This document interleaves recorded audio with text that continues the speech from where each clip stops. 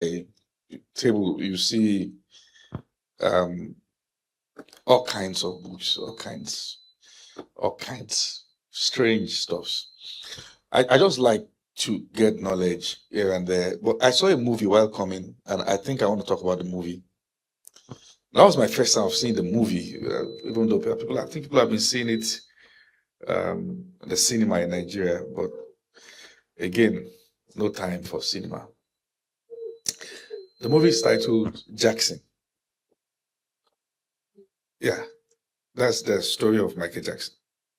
Oh, have you seen the movie, anybody? Oh, you should see those. So while I was watching the movie, I shook my head. I'm going to say something, and I'll have them remove it from the general stuff. God had been telling me to teach about trauma for a long time, but I never wanted to touch that subject until the death of Mohbad.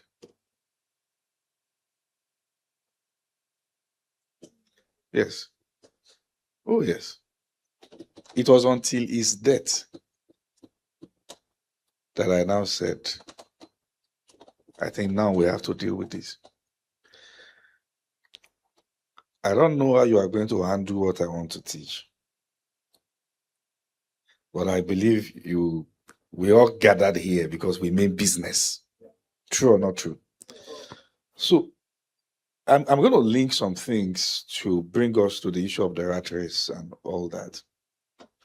So it was until his death. Then please listen, though, because you will need what I want to share. And for most of us who are also leaders, I said that it looks like it doesn't matter your stardom. If this family issue is not addressed, it can catch up with anybody. I said, this guy on all these stages now is the one some random boys are now carrying in the car and making video and saying he's dead, he's dead, he's dead. Then I saw out that almost the following day they had to quickly bury him in a hurry. And so, some of these things, they even showed it online now. And I saw that if this guy was 5'8", the coffin they used about 5'6" or 7, and they had to twist the neck. And when they were exhuming, so this is blood now. It messed me up. And I think it did for many people also. I think the pain that came with that death happened in such a way that many people began to ask questions that it could be them one day. And I'll tell you why. So I looked at everything. In fact, out that till now, there is no concrete evidence of who killed him and how he died. I mean, I can follow things quietly.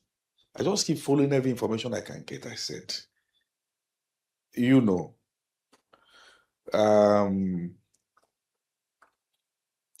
I think after then I began to see that some people were saying that the dad was trying to get his clothes. The mother was. I sat down, I watched the video, I saw the parent talking and all that. I started going to go and listen to his songs. And I started listening to his songs and then start playing back and hearing what he was saying. That mommy left them when they were young, daddy attribute his wife and all that.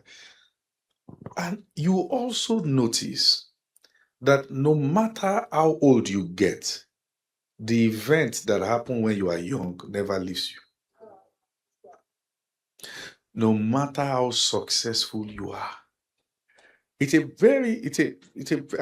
for some of us who are in children ministry, it's a very, very critical stuff now. So I started looking at all those stuffs. And then I made a conclusion. while I was, if you check all my phone search history, you see it's just checking many things. Joseph Jackson, this one Jackson. While I was watching that Michael Jackson movie, I went and watched Candace Owens' podcast.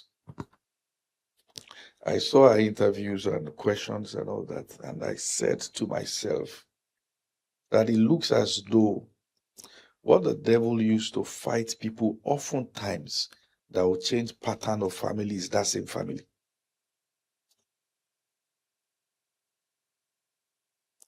Because it gets to a point that they have to run away from the people that can destroy them at home now and trust outsiders. And those outsiders now find it difficult to injure them because there's no home to fall back to. It's a it's a vicious thing, you know. And I think I was in the car yesterday and I was just lamenting that this guy was arguably the most successful musician ever risen till now. I don't think anybody has walked on the face of the earth that had that level of fame in his lifetime. Like Michael. I don't think so. I don't think so. Maybe we can talk about the likes of Billy Graham, but Michael Jackson had a crazy fame around him. People will naturally pass out in his concerts. Oh, yes. We all grew up Jackson, trying to go and do breakdance, even though you want to break and all those stuff. And I watched the interview where the doctor was saying that they gave him so and so milligram of propofol, and then the doctor said that no, when they did the autopsy, they found more. Now they are not sure who killed him. Sonny Music, the doctor, who. And I started having so many questions about our religion, particularly those who wicked Christian perspective. And you hear things like, oh, I went to hell, I died, and I saw Michael Jackson, it's demons that taught him. And I'm like, this guy practically lived a life that was misunderstood all his days. He had no childhood. The father started using them as money-making machine early, just sing. And that left him broken as a person. With all those fame, he quietly sought for validation.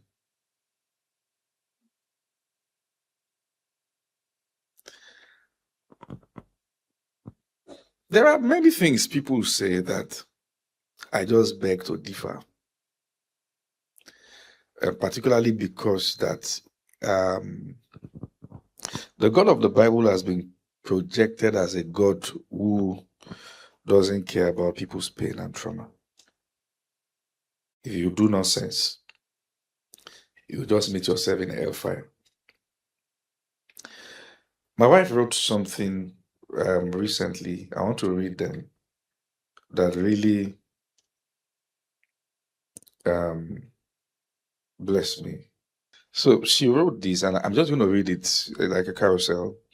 She said, God understands trauma.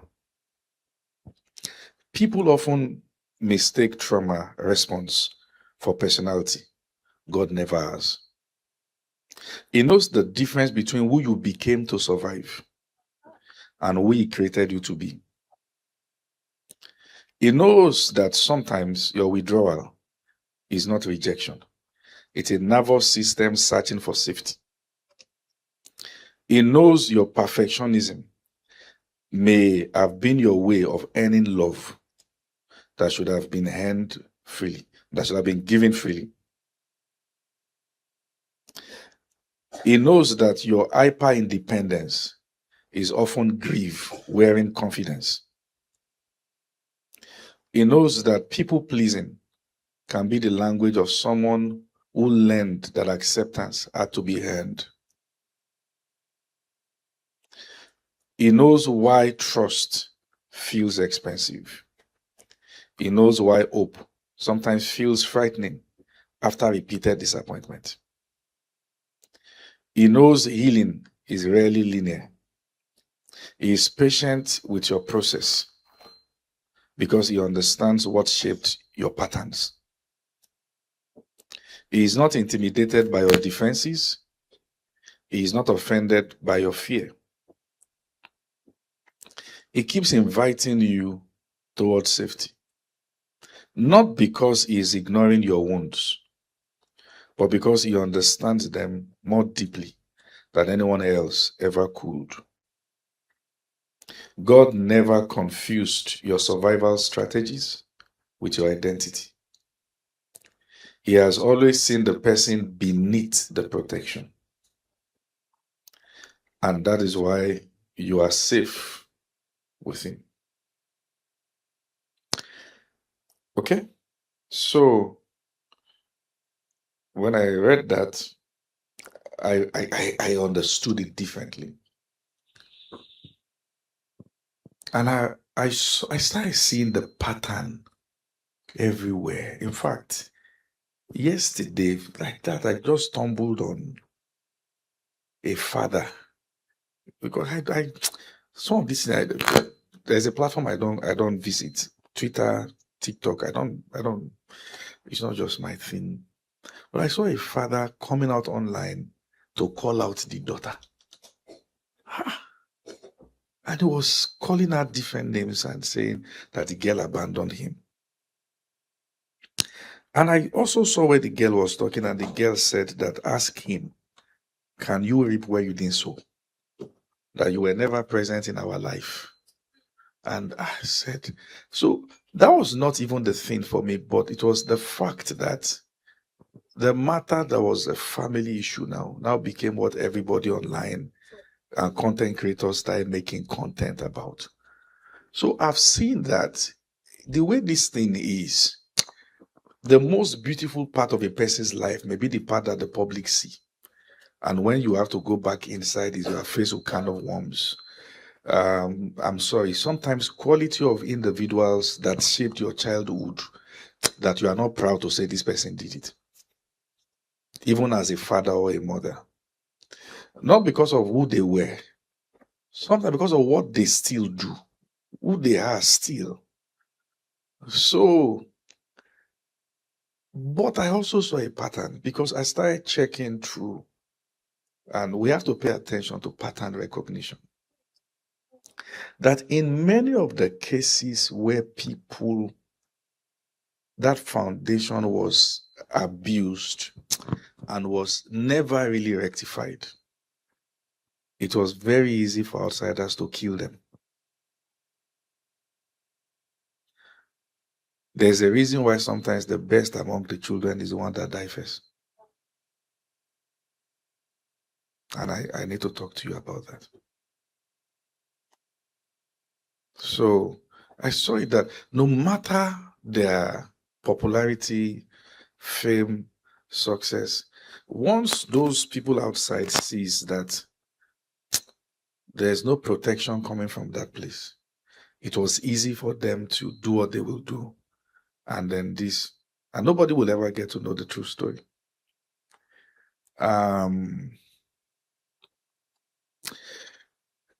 Because of my work as a pastor, on several occasions, I've had to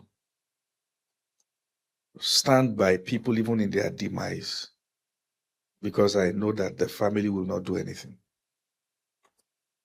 Men, women who had labored all their lives and they were willing to even make the bodies see shame because they want to get back at them. One of my biggest prayer for you is that you won't die young.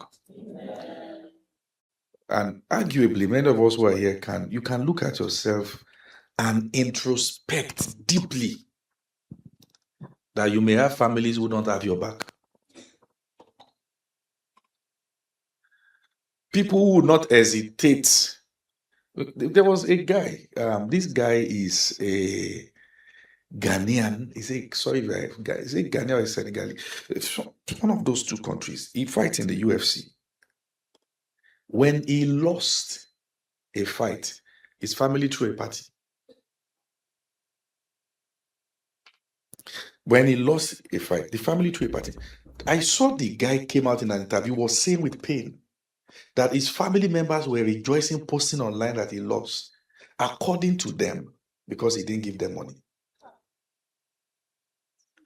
And if you watch the fight where he lost, they knocked him out brutally. You know UFC now. They can give you one punch and the rest is hospital. And the guy was saying that, and the guy now began to recount his journey, that the way he got to America, he was sleeping in a gym because there was no house.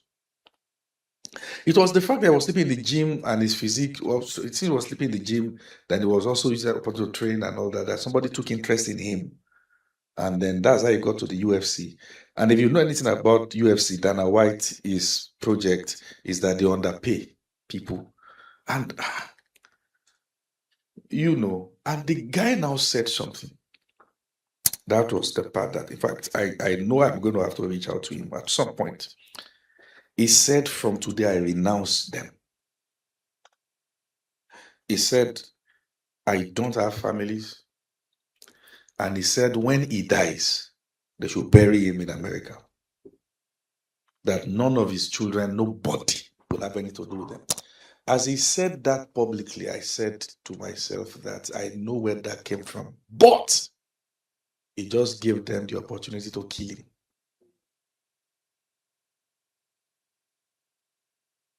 There is no greater place that the devil can use to shame anybody like the family.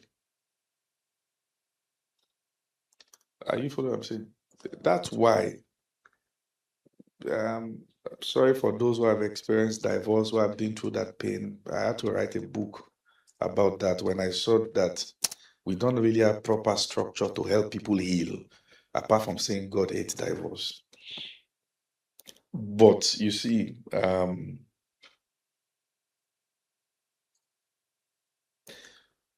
one of my prayers for people genuinely, I don't know the quality you want in a spouse, but may you meet kindness. Because there is nothing greater than marrying somebody who knows where you are coming from and use it against you. Yes. Indeed, there are people in this world who are not kind. And wickedness knows no gender. Is that okay? That male or female. You can marry a man who is not kind towards you. You can marry a woman who is not kind. Somebody who doesn't care whether you are dying. I have a girl that was in labor. The husband was watching Netflix and he just removed money from his pocket. I'm not telling you, I'm telling you a real life story. He just removed money and gave her and said, take bike. You don't understand what I'm saying? She was in labor, active labor. He said, take bike. The things they have gathered, the guy didn't stand up. And that's why I tell people that it is really better to be in a waiting phase than to marry a devil. Yes, there are, it's true. Yes, there are devils and they're everywhere, including churches. Please, is that okay? Uh-huh. When she went through all that, we had to stand by her, give birth to the child. And I remember now that when she was getting married, the most difficult thing to do was to get her to tell the dad she was getting married.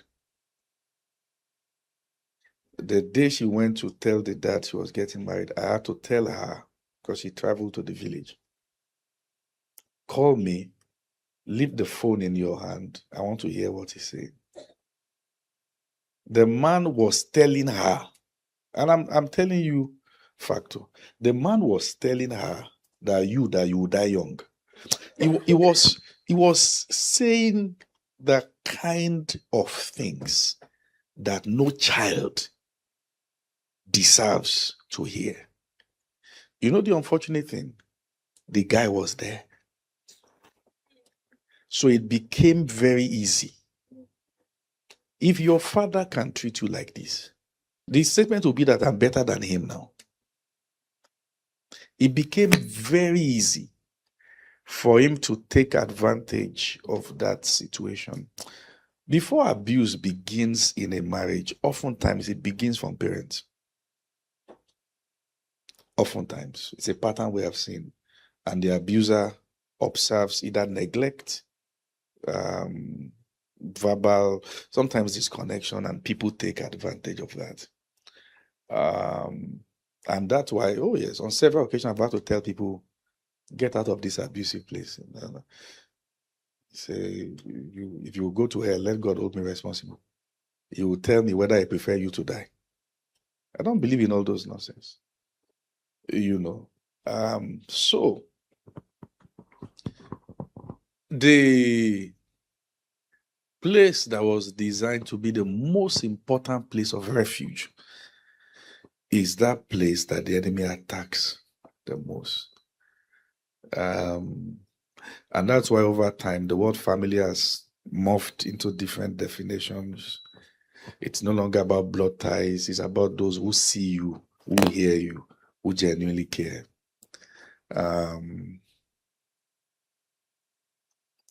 While that can be true in many situations, but I want to believe that every one of us will prefer that we really have blood ties who cares.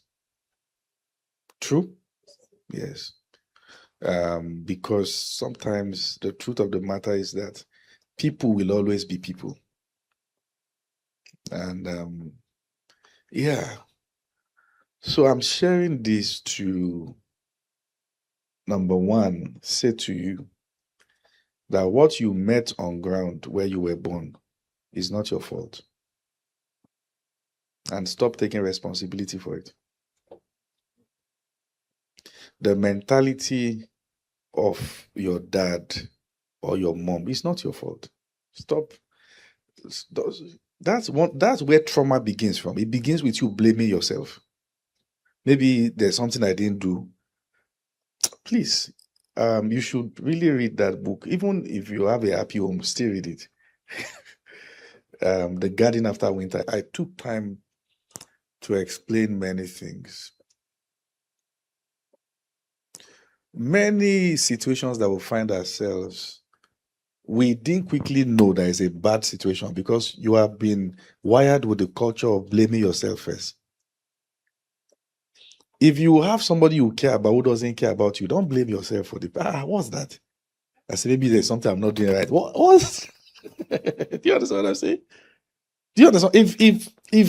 If your gesture is not being reciprocated, stop blaming yourself. That maybe the way I spoke, maybe the way I looked you, maybe the way. No, it's because there's a system that has always dismissed your own actions. And you can't, living with that as a strategy is not sustainable. If you are doing that, stop it. I don't go where I'm tolerated. No, I don't step anywhere they are trying to manage my presence. No, I won't do that. I respect myself too well only to go to where I'm needed. Yes. Call it pride. I don't know why many of you are afraid of being misunderstood. It's a question that has not made sense to me, honestly. The addiction people have to validation. It can't make sense to me. It can't make sense to me. Like, if you learn to draw boundaries, people will call you all kind of names through their own insecurities. Yes. They will look at you and say you are proud, you are arrogant. The siblings will say, is it because you are the one that God blessed? Have you heard that thing before? You know this thing you are doing now is because you are the one God lifted. God could have lifted anybody. And don't forget that a rich person today can become poor to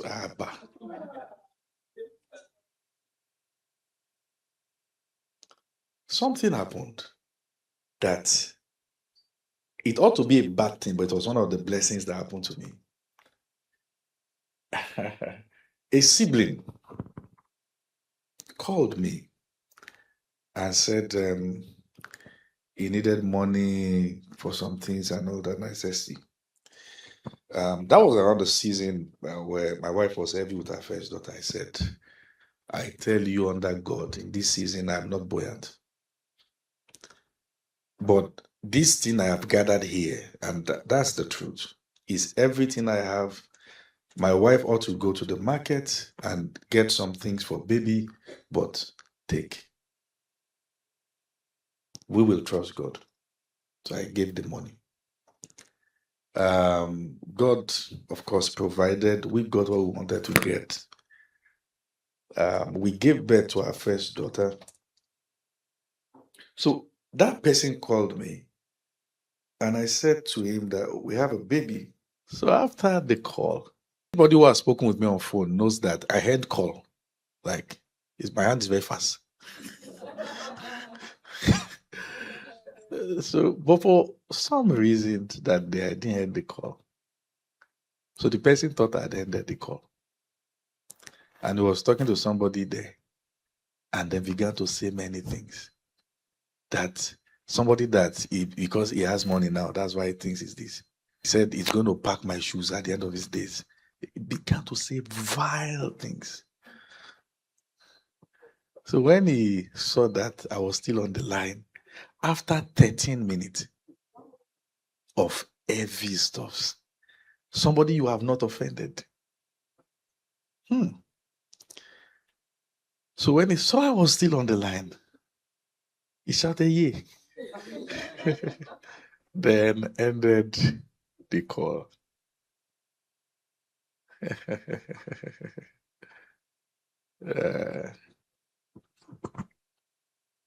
That day, I knew the meaning of family. And I learned, love all men, but draw boundaries. Identify on time those that your survival depends on their distance. Don't be irrational. Some of you are here that maybe when you get to heaven and they ask, "Why are you here so early?" You carry a placard and say, "Kindness."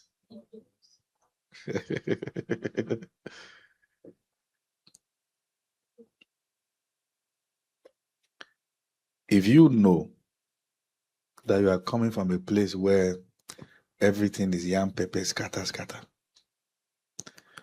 among your plans to heal should be a very important plan to survive all of them.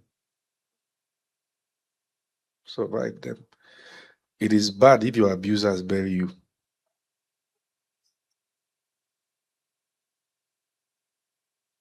And I'm not joking with you because I don't want to see any one of you die young.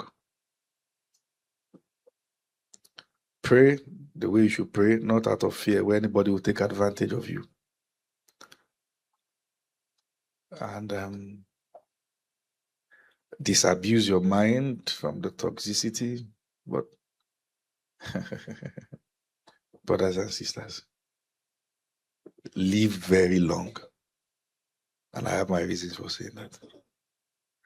So that the last part of the story will be your own part. Please. There's a way people get in pain that they don't mind dying early. Don't be that person. And I don't know why. I don't know for who God is leading me to speak in this direction. Outlive your abusers. Write it in capital letter. Please. Outlive your abusers. Outlive your critics. Yes. If anything happened to you now, they will say that's why. We've always known. Yeah. He's a bad person. Yeah. So, oftentimes, I've seen the pattern. That's why if you follow the last conversation, one of the last two conversations, I was talking about different kind of constructs, and I talk about family. Because you have to find lingo to teach these things so it doesn't look Christianese. That's why I canceled opening prayer, praise and worship. Because it's not a church meeting. Because we ought to have a space that is conducive for Muslims to come in. My vision is not being fulfilled yet, till we are Buddhists amongst us. I'm not saying you should go and turn to Buddhist. They will come and then see the light. Yes. All those things offend Christians because you look like you're an antichrist. If you call out the wrong things church is doing, you are a devil. I feel that some of the things I'm talking about will matter the most in the next 10, 20 years. Yes, they will.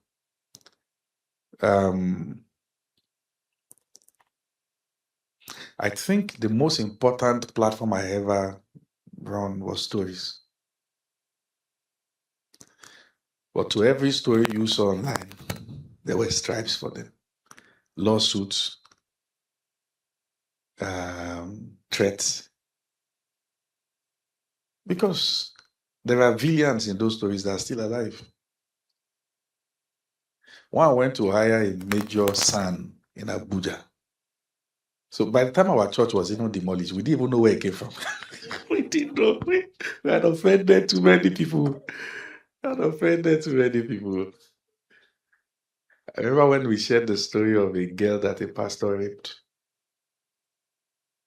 My biggest fear after that story was the way many senior pastors called me and wanted to know the identity of the girl by all means. And one even threatened that I must pull it down now. And I said, no, sir. Why? We covered the girl. Why do you want to know her identity? Have you done such?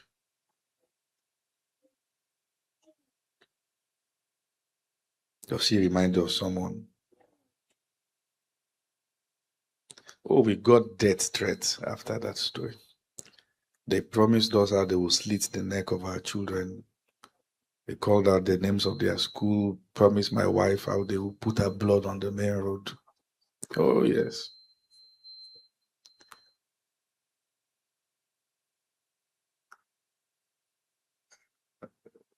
I'm careful where this conversation goes. So some of you are already skeptical. I just feel that if we don't clean our house ourselves, the smell will kill all of us. It's coming. It's coming like a flood. And it will be the devil. It will be God cleaning his house. It's coming. The wave is coming. Many of you will cry because I look at innocence with which people do things. I'm not a fool. Sometimes people feel, why are you not here? Why are you not there? Why are you not? I said, I don't want to take pictures that in another 10 years, they'll be talking about everybody in the picture. Selah. So,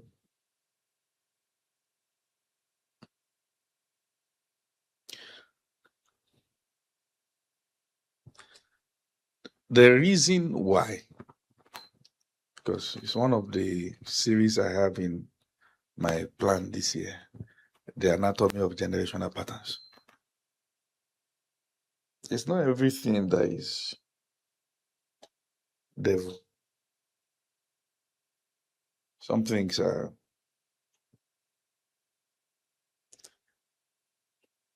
If somebody stands up now and go and hit his head on the wall by yourself, the devil is innocent. You just felt that you've had enough peace. You want to know what headache look like. So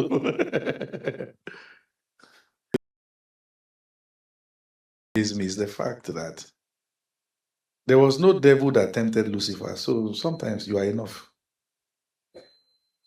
Sometimes you are enough to do certain things. Now you say family pattern. Somebody started it. And that person didn't make the pattern. So somebody started it. Because nothing extends it to the next generation like pain that is unresolved. And we must be honest with ourselves. If you notice that this thing that you just did is pain. Sometimes the way you see your child. In fact, there's a big tendency that you can hate the child that look like you. particularly if that thing about you is what people criticize the most. I'm telling you now because you can hate the child that look like the person who hurt you. Either the way the child speaks, the way the child look. Sometimes it could be the way the child gets angry. Some of these things I'm saying now is already an emergency. He's already putting his leg into the next generation. And it doesn't always look like it till the deed is done. Now, that's at the level of personal family.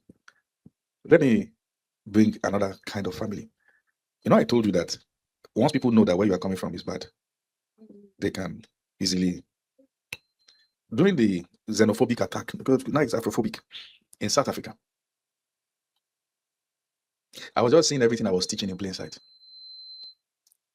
I watched a black man punch another man, punch the man. I said, if you had used this energy to build your life, you'll not be the one punching people. It just reminded me of when Moses saw two Israelites fighting themselves. And in one of those conversations, Jacinta said that they know that their countries